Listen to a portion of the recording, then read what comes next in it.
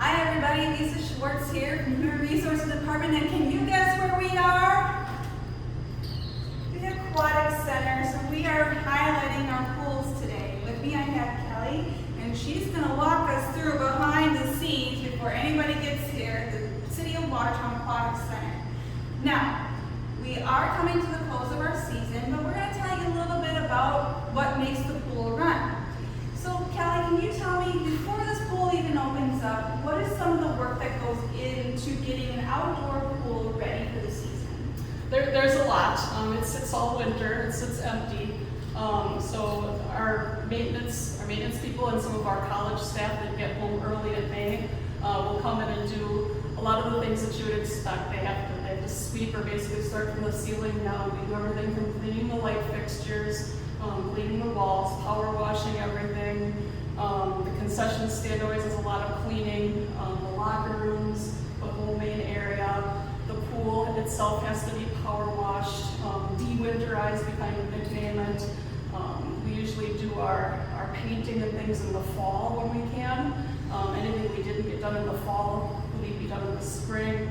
We usually have at least one or two larger projects that we're doing in the fall or the spring. There's generally quite a bit of things to do. You also have squirrels that come and move in over the winter, right? Yes, yep, there's always squirrels. Always squirrels. Squirrels to chase out.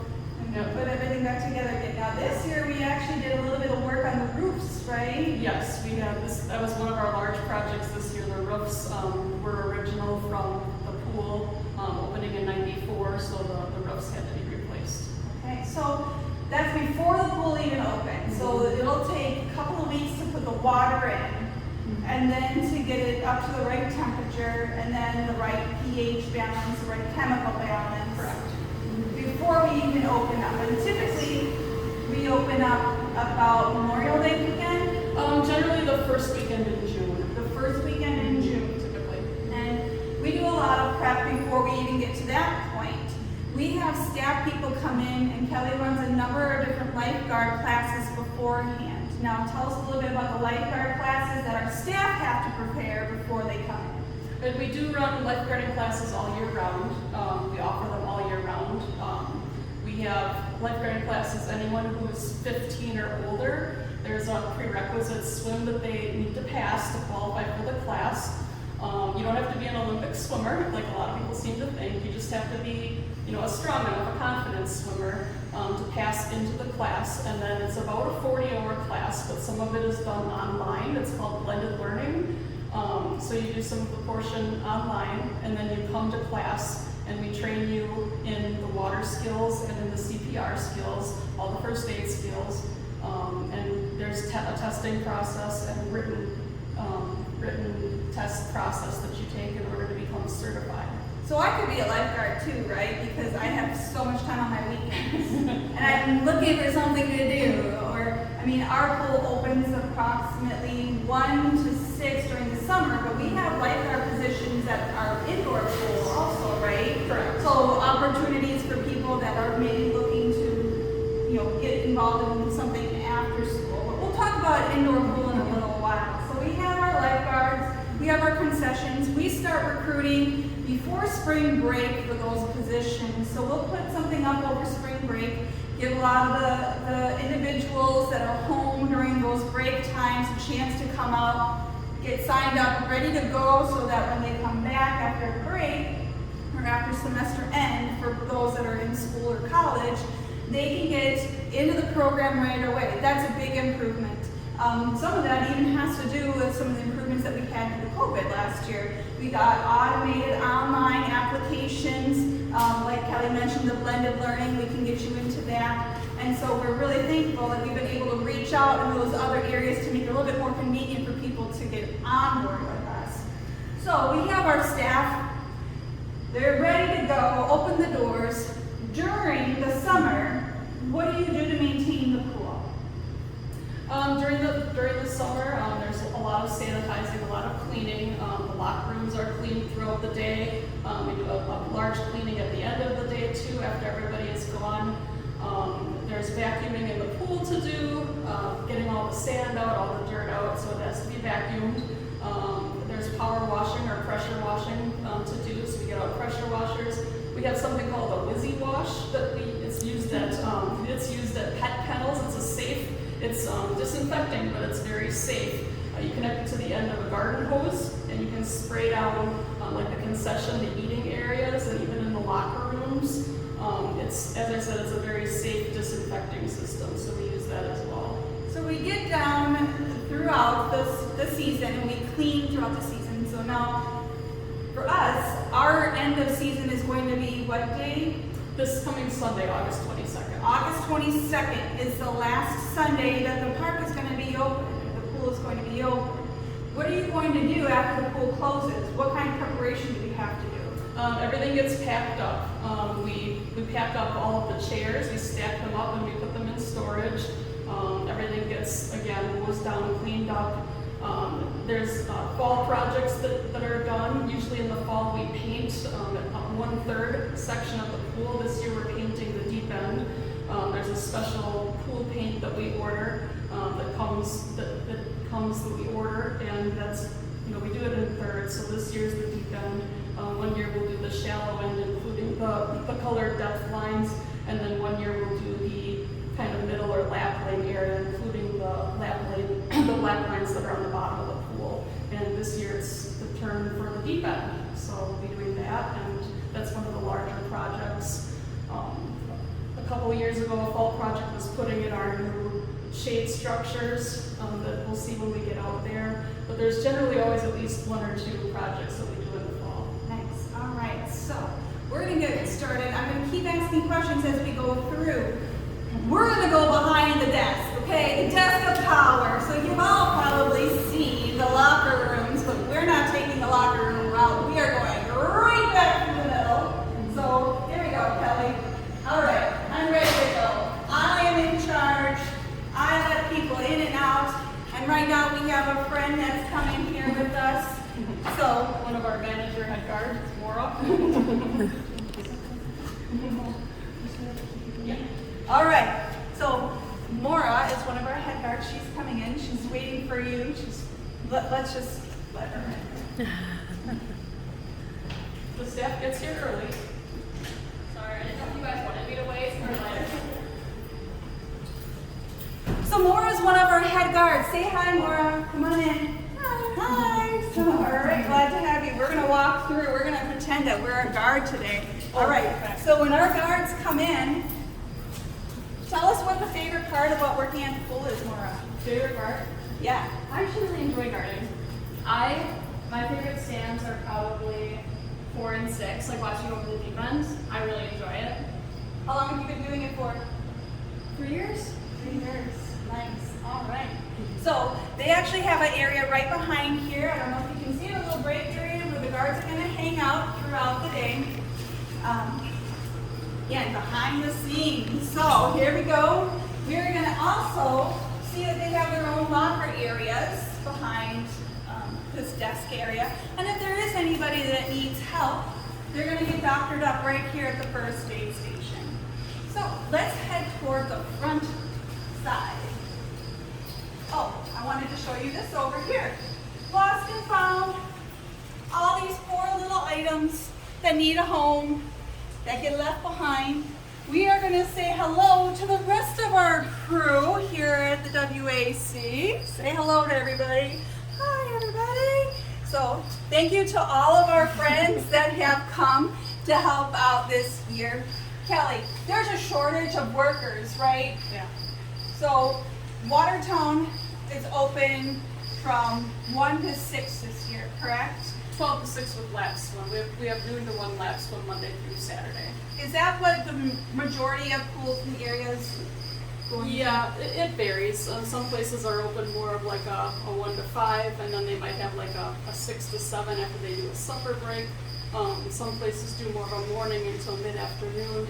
It does vary, but there are a lot of places that aren't even open 7 days a week because of staffing shortages. So it's really a nationwide issue with lifeguarding shortage. Now we have quite a few lifeguards because we have a lot of people that have come to help us out, but that doesn't mean that we're fully staffed all the time. A lifeguard might have an average of 10 hours a work week, or they may have 40. We may have people that are on vacation, so it can fluctuate quite a bit between how much coverage we have. And so sometimes when you see that we don't have enough staff to cover the park, or we're low in numbers, that may be why the schedule will change a little bit. So here, this station is where the manager or the head lifeguard will be in case there is any emergency out in the pool area. I'm sounding like I know what I'm talking about, right, Kelly? You're correct. This is where the manager and the head guard will generally be stationed, one or the other, sometimes both, but typically the head guard will go out and check on the guards. The manager will make sure the front desk person is all right and the concession people are doing all right. They tag team. It's a double management team, but there always is one person in the office in case anybody needs first aid. All right, now we timed this tour, so we're going to get through the perimeter of the pool and show you everything that you didn't know that you needed to know. So first we have our lockers on the side here. We also have our playground open again. The playground was closed for a couple of years. We have been able to redo some of the concrete and add some steps and open it back up again. We also made a nice improvement of some shade structures. So we'll see one of our shade structures over here. We'll see the other on the other side. And Kelly's looking at getting a few more out here at the pool. Is that right? Hopefully as we go on, more shade. This place doesn't have a lot of shade, but it does get very warm, especially on the cement during the day. So we want to provide opportunities for people to rest in some shade. We used to have more playground equipment, but we removed the more damaged. It's original equipment from when the Aquatic Center opened almost 30 years ago. So you can I'm sure understand over the winters, Wisconsin winters aren't always very kind to things that sit outside all winter. So some of the equipment that used to be here is no longer here, and instead we put in the shade structure and left the better of the playground equipment that we had, and that's what we are working with in that area for now. We were glad that that's open because if your kids are like my kids, they're in the water, they're in the sand, now they're back in the water, now they're back in the sand, so we're glad to have that back again. So as we continue this way, we have the concession stand. And if you're from Watertown, you know that this used to be the original entrance into the pool, right? So this is open if you're looking for any snacks or any treats or anything. One plug for the pool that I'm going to make. Right now, if you see behind us, if you take a look down the line here, you can see a number of orange cones. And a community pool typically does not bring in enough revenue to cover the expenses that it takes to operate that pool. Can you tell me a little bit more about that? Do communities usually have the same problem with this? Yeah, typically a pool does not operate at a profit. Community pools typically do operate at a deficit.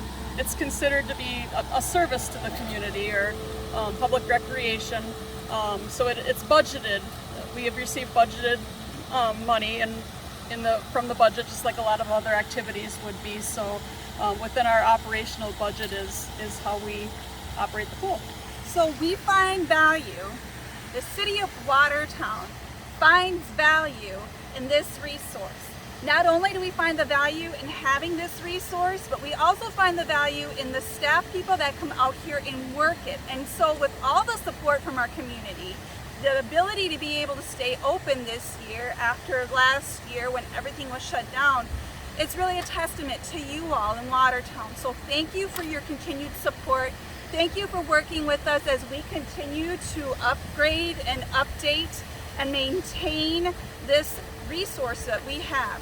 One thing behind us, I know people have mentioned about additional seating. Now we do have reduced seating right now, just trying to maintain the distancing. You can feel free to bring your seating in as well. You're going to see a couple of different types of seating out here.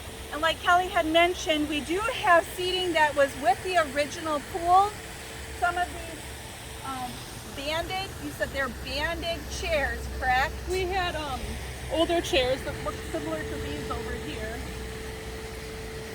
They were original from the Aquatic Center.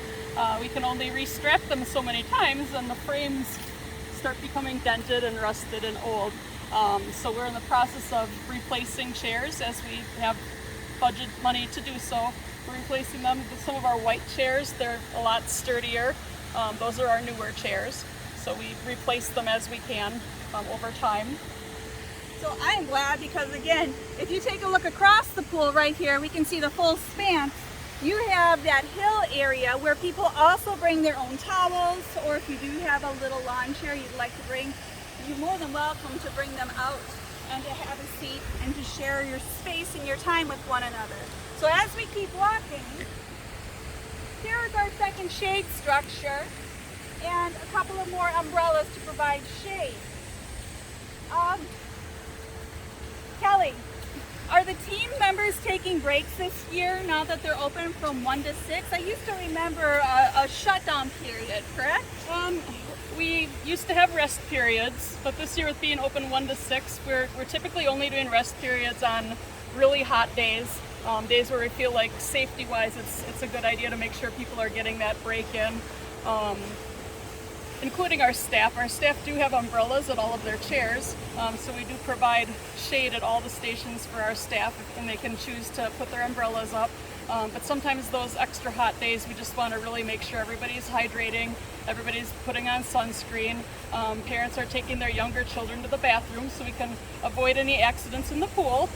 Things like that are really important, and we want to try to assure that everything is happening from that regard to keeping our pool safe and clean. So what's one of the biggest calls that a lifeguard might get out here? What's one of the most frequent calls that a lifeguard will be called to do?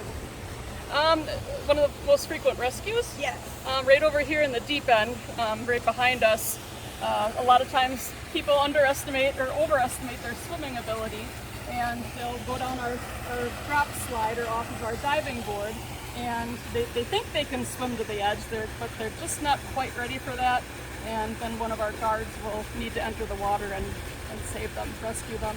Now you also shared that it's been some time since we've had to do a CPR rescue or a life.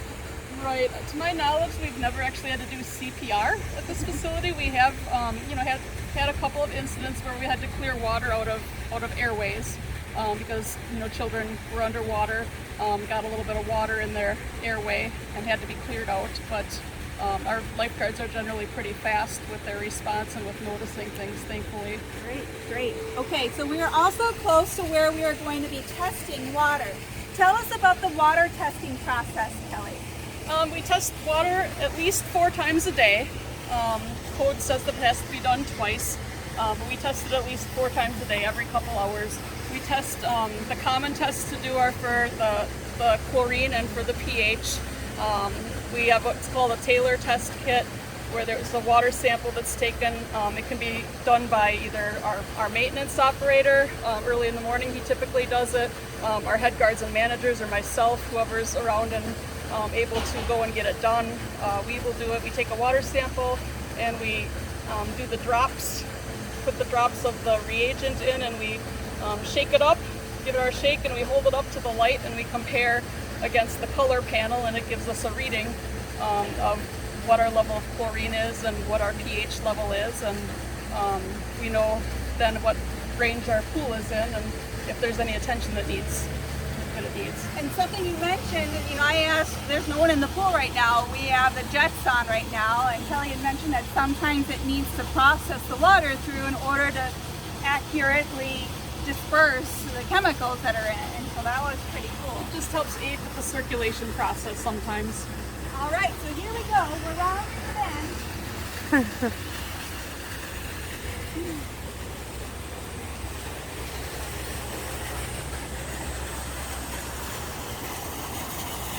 Now, there's usually a busy season to the pool, correct? What are the busiest times that you'll have a lot of people at the pool? Well, this year was very busy right off the bat in June. It was, I think, partly because people missed it last year, and it was also very hot. So pretty much all of June was quite busy. And Does it stay busy? Is it busier on Mondays or Saturdays? I think largely this year we're noticing it depends on the weather. On the really hot days, it could be, 98 degrees on a Wednesday, and it'll be busy. Or if it's there was a Sunday when it was about 73 degrees and it was a beautiful day, but maybe not quite as beautiful for swimming, and it was very quiet here.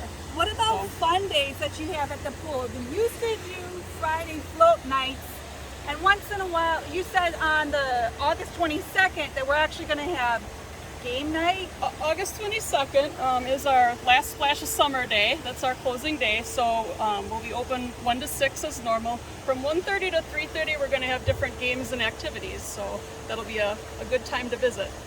Now, what's the difference between a chlorine pool and like a saltwater pool?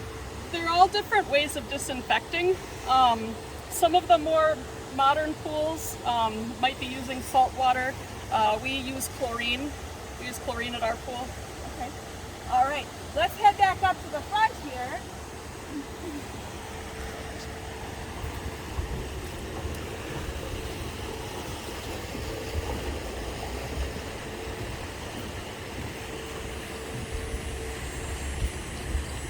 So here we have our water slide. So this is also another area where we have people that can get discombobulated when they come off, right? Yeah. Sometimes the little ones, there is a height requirement. We've got our Tommy the Turtle slide there, or sign there. But sometimes even if they're that height requirement, you come down the slide a little bit faster than maybe they expected to, and here they come, and all of a sudden they get to the bottom and whoa, they lose their footing, they're a little bit scared. So the guard is always ready to hop in and help them if they need that. And sometimes the parents will ask, can we get in and help our child at the bottom? And we can't allow that. That's against our insurance, doesn't really allow that. It's against our policy. Safety-wise, we have to have our staff helping. So our staff is always happy to do that. Is there anything that you would like the general public to know about the pool? Something like one of your most fun days, or something that you really like they wouldn't have ever thought of before? We try very hard to keep everything really safe. We want everybody to come and enjoy things, but most of the rules that we have are based on safety and, safety concerns. So, some pools you'll be able to go to and wear life jackets, even Coast Guard approved devices. We don't allow those here except for if we have a special day or something like that. Mainly because we do have a zero depth area, and other pools have had issues with people allowing life jackets and Coast Guard approved devices, but then having parents thinking, well, my child's wearing their life jackets, so they'll be okay in the water by themselves. And, we don't want any kind of a false sense of security developing. So since we do require that the parents stay within an arm's reach of their children, the life jackets we would allow with a medical concern. Sometimes children or people have medical concerns, we would allow life jackets in that case, but typically we don't allow the flotation devices because of that. Now, what is the age for the high school kids or the middle school kids that they can come to the pool without an adult? We typically would want kids that are ages 8 and under to have an adult with them. Okay. Or a responsible adult supervisor. Okay. All right. So maybe that's an older brother or sister who's in high school, that type of thing. Now, Babysitting age. we saw the lanes, and you had mentioned that at noon lanes swim begins. We did not talk a whole lot about programming, but we're going to go to the indoor pool to tell you about that next. Hi everybody, we're back at the indoor pool. So we told you that today we're talking about pools. Here we are at the indoor pool. You just watched us at the Aquatic Center. Now, the indoor pool is not operated by the Parks Department. It is operated by... It's jointly run. It's co-owned by the school district and the city. So we are very thankful to have this partnership, because it means that where we have our outdoor pool for more recreation, we were able to do our indoor pool for some more of our programming. We also utilize our lifeguards from our outdoor and indoor pool, so that's kind of nice for them to have an opportunity to work at both locations. But we also do open swim, lap swim, Right now we do have some summer hours for lap swim. Correct, we have that in the evenings. We do always have a pool calendar online on the city website that you can refer to. And then when is the season over? It's the indoor pool isn't so much by season. There's a month-to-month calendar, so we'll have lap swim in the evenings through the end of August and all the way through up till Labor Day, and then we're actually excited that we're going to be able to start doing some of our swimming lessons, fall swimming lessons, and our open swim and lap swim on our weekends again starting after Labor Day. So do they need to register for lap swim? Not at this time. We had a pre-registration only system running for a while, but we're happy and fingers crossed we would not have to go back to that. But right now it's a drop-in system for the lap swim. And in the fall, programming, like for our lessons, is on Rec Desk. That'll be on Rec Desk, yes. So I just want to ask you, if you love Rec Desk, please put a comment in the chat box, because I love Rec Desk. I love being able to go online and find out what class is appropriate for each. Now, something I would like to know about, how do you know what class to register your child in? If you're new to our swimming lesson program, that's something you can call the office and ask me. I can help you figure out what level to put your child in. Some of it is age-based. If your child is new to lessons and they're 4 years old to 6 years old, they'll probably be in our Aquatic class. If they're younger than 4, they would be in our parent-taught class. Other than that, if you're not sure, you can always call the office. I can help you with that. Now, we also mentioned passes. Maybe we didn't mention passes, but hey, Kelly, how about passes? There are season passes available for both pools, actually. There's an outdoor pool only season pass that you can buy, and they do go half price at the middle of summer, so you always want to watch for that. There's an indoor pool only pass, and those, if you buy one right away January 1st, January 2nd at the beginning of the year, it's good all the way through December 31st. They're very popular with lap swimmers. Otherwise, they do go down quarterly, so every few months they're prorated. They go down in price because they always expire December 31st.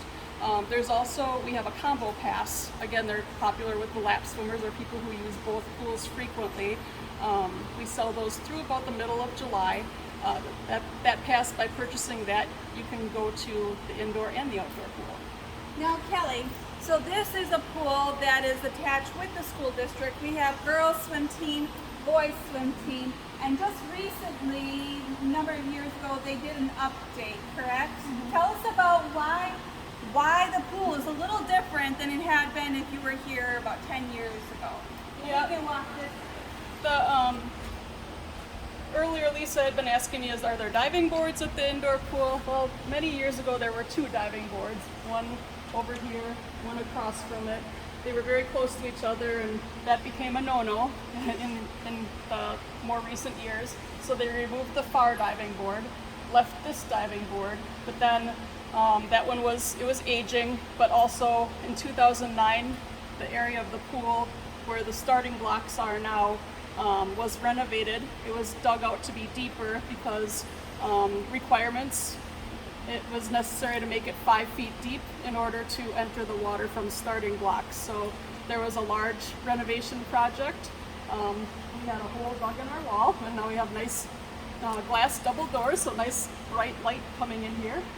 So that was kind of a welcome change too, but machinery had to come in through the wall, and the diving board was also in the way. So a number of reasons the second diving board was removed.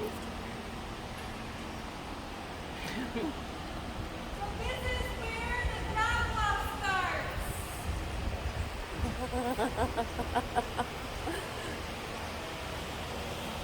So like Kelly mentioned, they came into the pool, they dug these lanes, they put in new starting block lanes, so this end of the pool is now 5 feet deep.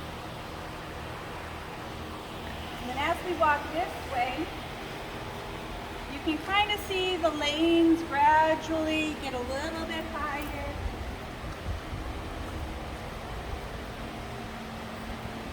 And this 3-foot area is where they have their swim lessons, correct? We do use the whole pool. So the younger groups, the parent-child and the aqua kids will typically be in this shallower area. and level 1s as well, so they group right above the Aqua Kids. We're not into scaring anyone, so we keep them in the shallower area. Once they're starting to be able to swim a little on their own, the level 2s will move maybe a little bit deeper. The level 3s, 4s, and 5s, eventually we will let go over into the deeper water, and they're our swimmers, so they are able to swim over in the deeper water. So we do try to utilize as much of the pool space as we can. So now during open pool, several of these lanes are removed, correct? Yes, when we have open swim, we do always leave in 2 lane lines, even during open swim. So if lap swimmers, if it's not convenient for them to come from noon to 1 that day, or if it's not convenient for them to come in the evenings during the week, if it's more convenient for them to come between 1 and 4 on a Saturday or a Sunday, we do leave the 2 lanes in that they're welcome to come during open swim and swim. And we did not have floaties at the outdoor pool. Are there floaties allowed here in the indoor pool? Yes, during open swim, if people want to come in with Coast Guard approved life jackets, we do allow that as long as they stay in the shallow area and they have their parent with them in the water.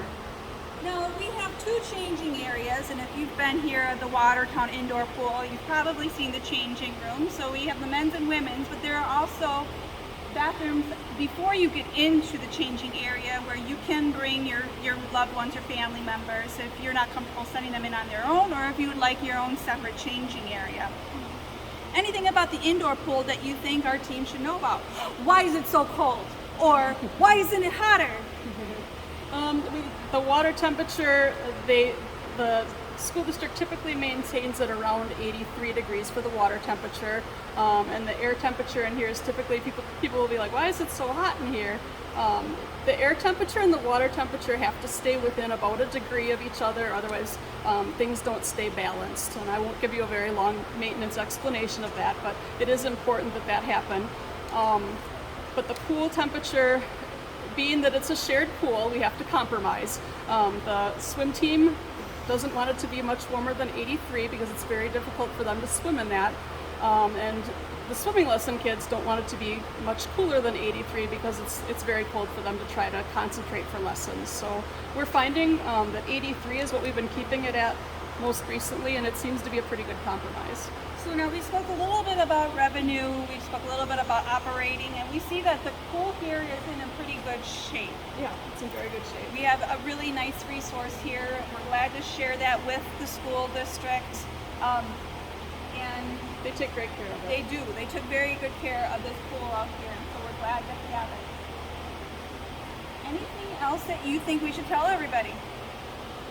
No, I think it's maybe one of Watertown's, I don't want to say best hidden resources, but I'd really encourage people to come to open swim on the Saturdays and Sundays and use it because it's really a great family activity. And what is the daily rate for someone coming in for open swim or for lanes? It's the same as the Aquatic Center. It'd be $4 for a city resident or $5 for a non-city resident. Or you can purchase a season pass if it's something you decide you're going to do regularly on the weekends. I think you'd find that the season pass is very reasonable.